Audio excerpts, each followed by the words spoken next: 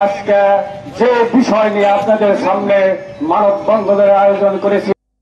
মানিকগঞ্জে ডেরা resort and spa সেন্টারে অসামাজিক কর্মকাণ্ডের অভিযোগ করেছেন স্থানীয়রা। রোববার সকালে মানববন্ধন কর্মসূচিতে এই অভিযোগ এনে রিসোর্টটি বন্ধের দাবি জানানো হয়। স্থানীয়দের সাথে মানববন্ধনে যোগ দেন জেলার ইমাম পরিষদের নেতারাও। বক্তারা বলেন, বিগত সরকারের আমলে প্রভাবশালী নেতাদের ছত্রছায়ায় ডেরা রিসোর্ট গড়ে ওঠে। শুরুতে এগ্রো ফার্ম ও শিল্প প্রতিষ্ঠান স্থাপনের নামে কৃষকদের কাছ থেকে জোর করে জমি দখল ও ক্রয় করা হয়।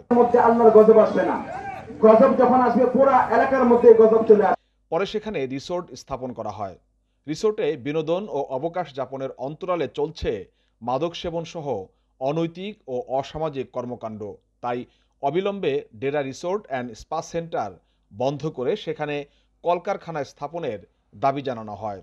আমরা পেলাম অত্যাচার, নির্যাতিত, সন্ধ্যায় আমাদের মা বোনেরা ঘুমাতে পারে না, আমাদের ছেলেমেয়েরা বই পুস্তক নিয়ে বসতে পারে না, আমাদের ছেলেমেয়েরা সঠিকভাবে লেখাপড়া করতে পারে না, আমাদের নামাজের টাইমে তারা এমন ভাবে বাদ্যযন্ত্র বাজায় আমাদের গ্রাম আশেপাশে তথা সকল মানুষেরকে অতিষ্ঠ করে তুলেছে। মানববন্ধনে অন্যান্যের মাঝে বক্তব্য রাখেন জেলা ইমাম পরিষদের সাধারণ সম্পাদক মাওলানা আব্দুল হান্নান, সাংগঠনিক সম্পাদক সোহেল হোসাইন, প্রচার সম্পাদক দেলাওয়ার হোসেন, রাকিবুল ইসলাম, ইকবাল হোসেন সিফাত, মাহবুবুর রহমান, জমির মালিক হজরত আলী, রেজ্জাক মুন্সি ও মোহাম্মদ হোসেন পাশান সহ অনেকে। তবে সব অভিযোগ অস্বীকার করেছেন ডেরা রিসোর্ট অ্যান্ড স্পা সেন্টারের ব্যবস্থাপক অপারেশন ওমর ফারুক। তিনি বলেন, 2007 সালের পর থেকে জমি কিনে সেখানে এগ্রো ফার্ম করা হয়েছিল। 2022 সালের জুলাইয়ের পর ডেরা রিসোর্ট অ্যান্ড স্পা সেন্টার স্থাপন করা হয়। কোনো জমি জোর করে নেওয়া হয়নি, বাজার মূল্য দিয়েই জমি কেনা হয়েছে। তবে এখনও কয়েকজন তাদের কাছে জমি বিক্রির টাকা পাবেন বলে স্বীকার করেন তিনি।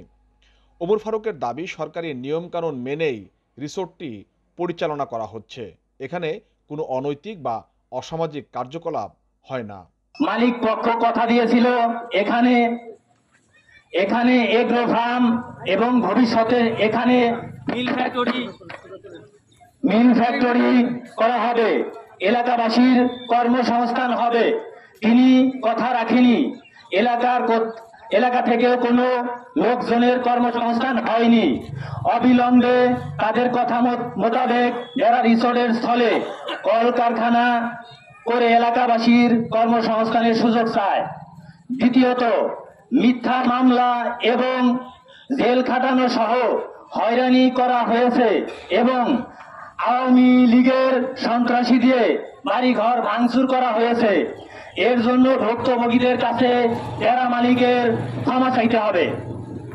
তৃতীয়ত, এখানে বেশ কিছু লোক জমি পাওনা পরিশোধ না করেই জোরপূর্বক দখল করে আছে।